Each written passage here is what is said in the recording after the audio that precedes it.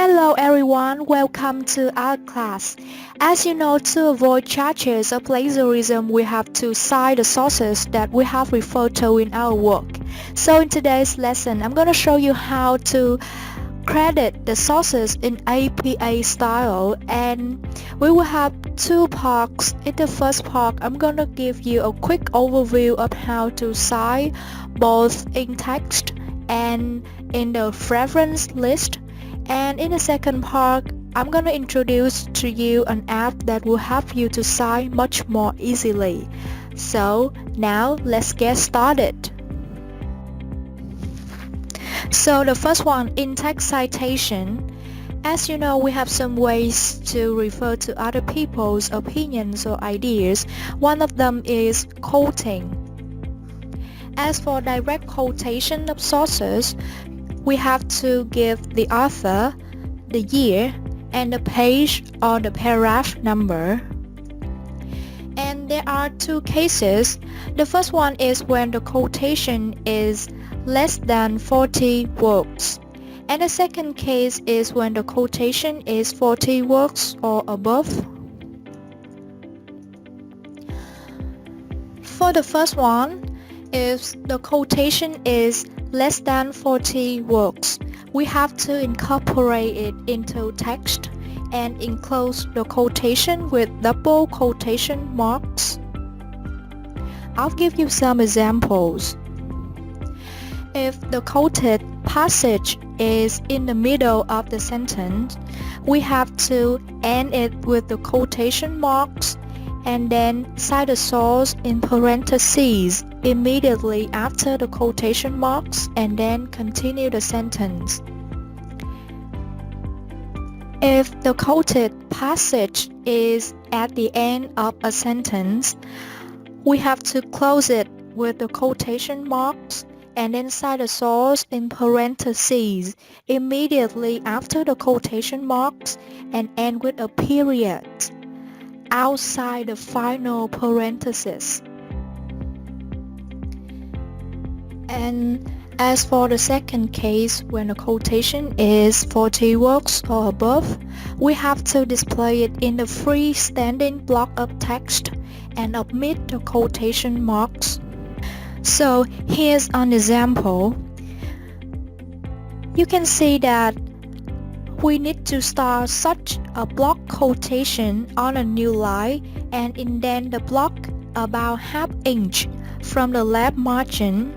And if there are additional paragraphs within the quotation, we have to indent the first line of each additional ½ inch. Remember, just the first line. And double space the entire quotation. At the end of a block quotation, cite the quoted source and the page or the paragraph number in parentheses after the final punctuation mark. Another way for us to refer to other people's opinions or ideas is paraphrasing. So when we paraphrase, we have to give the author and the year, but in APA style, providing a page or a paragraph number is also encouraged. You know that references in APA publications are cited in text with an author and date citation system and are listed alphabetically in the reference list.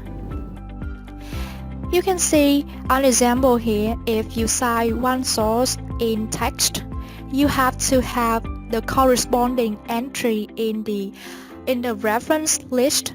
If you fail to do one of either of the two, you are likely to be accused of plagiarism. So the next thing we need to pay attention to is the reference list. So the reference list provides the information necessary to identify and retrieve each source, and it is required to be double-spaced and entries have a hanging indent. So look at the example here. So Double space means all the sentences contain a full blank line between the rows of words. And hanging indent means for each entry except the first line, we indent all the following lines by half inch. Here are some abbreviations that you may see in the reference list. You just need to pay attention to some common abbreviations like edition, editors, translators, no dates, page or pages, volume, etc. Okay, reference components. In general, a reference should contain 4 components. First one, the author's name and date of publication, and then the title of the work, and then publication data. So now I'll give you some examples. For periodicals like articles, journal articles, magazines or newsletters, the entry in the reference list will look like. Okay, you can see that we have the author, and then the year, and then title of article, and then title of periodical, which is the italicized part, and then we have the volume number, and then the issue number in parentheses, and then pages. If you are citing from an electric source, you have to write a link and put it after retrieved from. For non-periodicals like books or book chapters, you have to give the author, and then the year, and then the title of the book, and then location, publisher. If you are citing from an electric source, also provide a link. And if it is a book chapter, things are a little bit different. You have to give the author, and then the year, and then the title of the chapter, and then in, and then editors, and then you put the abbreviation of editors in parentheses, and then the title of the book, and then pages, and last one, location, publisher. It seems a little bit complicated, right? But you don't need to worry, because I'm gonna show you an app that will help you to cite much more easily. All you need to do is to input the necessary information, and then the rest will be taken care of. And the app is called Mendeley. You can easily find the app from Google and download it. It's totally free, and after you have downloaded the app and sign in with your email, you open Microsoft Word. You can see that you go to Preferences. You can see that it's already an app in. Okay, now I'm gonna demonstrate how to use the app. Here I have some examples. Okay, the first one. And this is where we need to cite. You go to Insert Citation. Okay, you go to Mendeley. First, let's do some literature search to see whether the source is already in the database or not. So what do we have here? The Brain Go to School, Strengthening the Education Neuroscience Connection. Okay, we already have it in the catalog of the app, and let's check the author. So we have Daniel Ansari, Education Canada. Okay, that's good. So we choose Save Preference, and then you go to On Document. Go to On Document. You can see that it's already here. Okay, here we can edit some details. Let's see, we have the volume number 48, and the issue number 4, and the page 6 to 10. Okay, after we have finished, let's go to Cite. Okay, you can see that we already have the source. Okay, how about the reference list?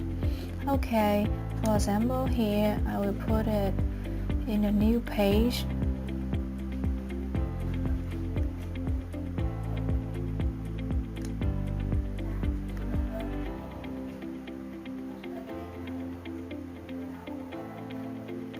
You go to Preferences and Insert Bibliography. You can see that we have the preference list and it's already double-spaced and entry has a hanging indent. Let's move on to the second example.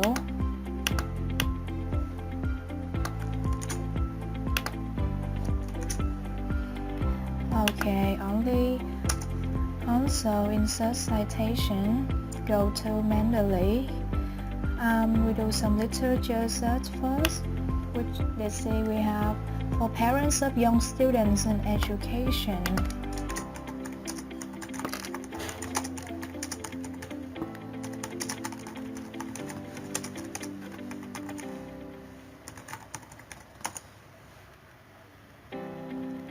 We don't have it in the catalog, so we have to add it manually. You go to All Documents, you right click and you choose Add Entry Manually. Okay, here. Okay, so the type we have magazine article and the title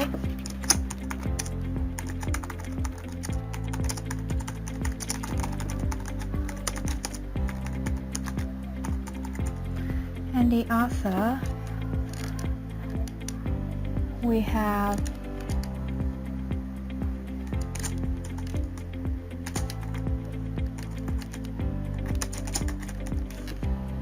okay, and then we have Washington Post,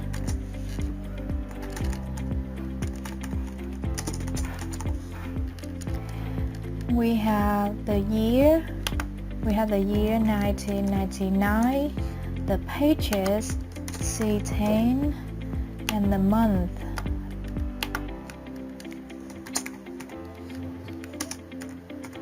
Okay, and you choose save.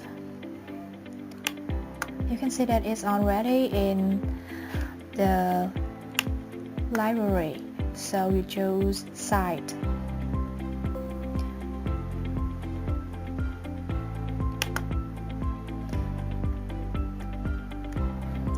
Okay, good. We have another source. And let's check the preference list to see whether it's there or not. Okay, it's already there. Very good. Okay, we have the next example.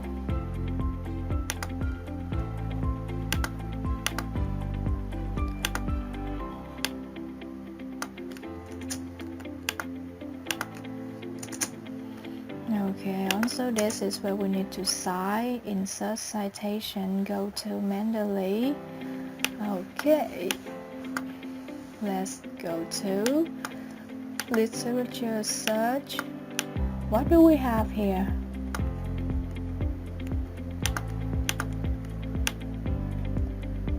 Brand keys, language development. Let's say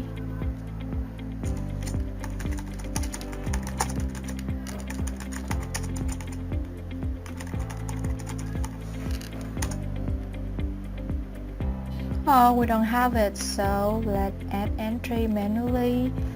Right click, add entry manually. Okay, I put here so that you can easily see it. Okay, this is a journal article and then the title.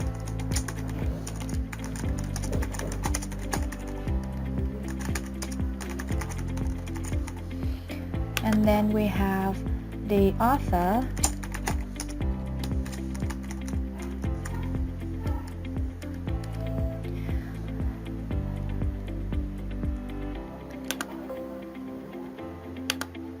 Okay, and then the journal, which is periodical, we have.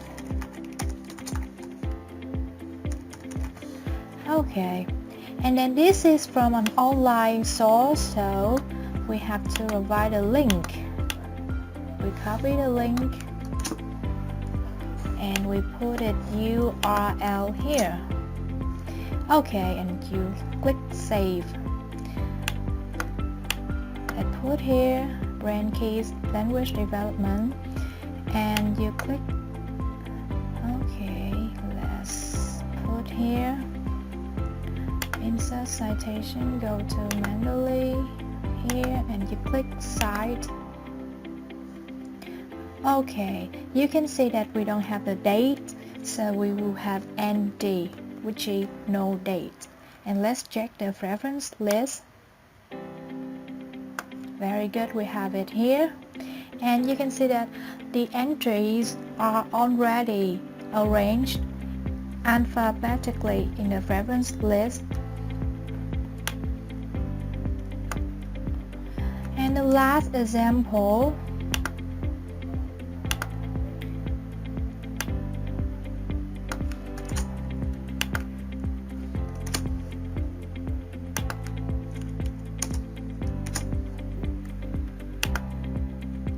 okay, and this is where we need to cite, go to manually. Okay, let's search. We have language development. Language development.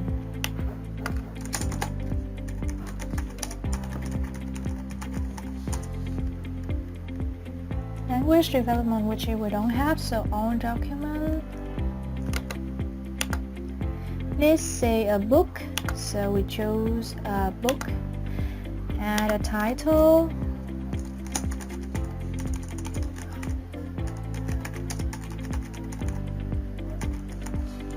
The author. Make sure that you spell correctly the name of the author. Okay. And then we have the year. We don't have the year. And we have the publisher. We don't have the page. Okay, publisher, we have the city, we have the state. Okay, and then we have the publisher here. Okay.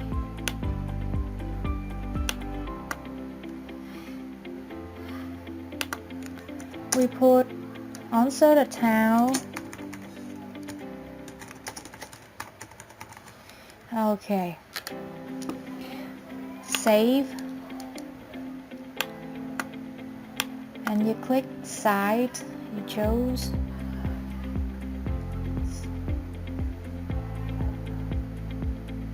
Okay, you also have no date. Let's check the reference list. Language development, okay. Location, publisher, okay. So one more thing we need to pay attention is that we need to check whether when we want to delete, for example, this passage, and the entry in the reference list is already deleted or not. So first of all, after we have deleted the passage in text, we have to refresh. Okay, then let's check the reference list. Okay, very good, it has been deleted.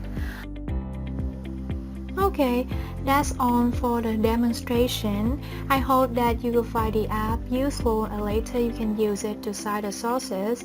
Okay, that's also the end of today's lesson.